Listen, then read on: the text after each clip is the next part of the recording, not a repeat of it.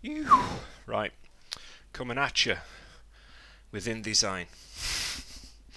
God, I'm so good. I'm so good. Cut to the chase. I have to make these short and concise. New document in InDesign. So let's just do cancel. So you go File, New, Document. I've never used these. No idea what they are. You want facing pages. You can have a primary text. We're not interested in that. And we are going to work with A5, which is half of A4. Make sure that your orientation is portrait. We can have columns and gutters. Not that bothered about that. That's my dog.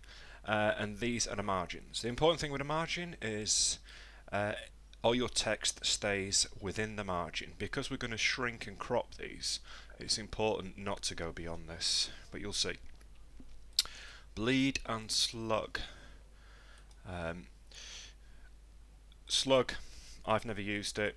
Normally designers sometimes put information in there, written information for printers and so on.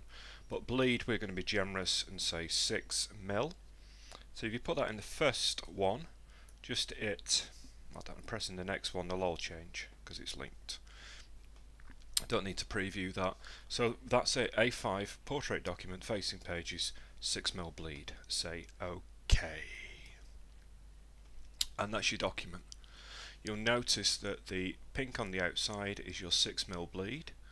This is the document, the white is the document, and this kind of pinky purple or magenta is your margin. Okay?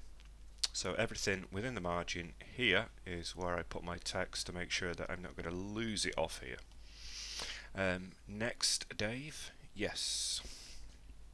Here over here is pages. If you don't see anything, it's an Adobe thing. Go to Window, Pages. There.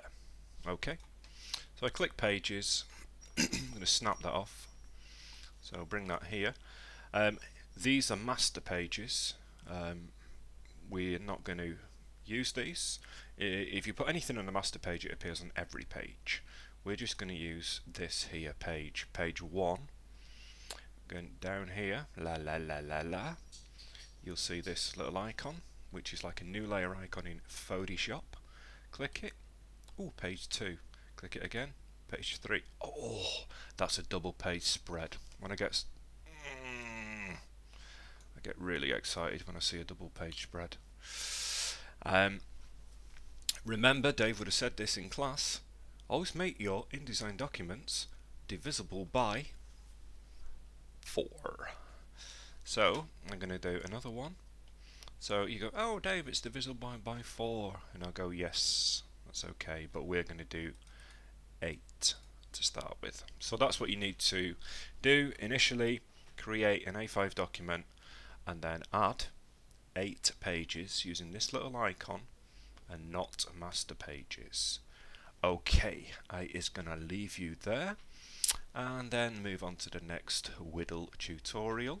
But before I do, I'll go File, Save As. Bad habit that. Every time you open a document, save it straight away.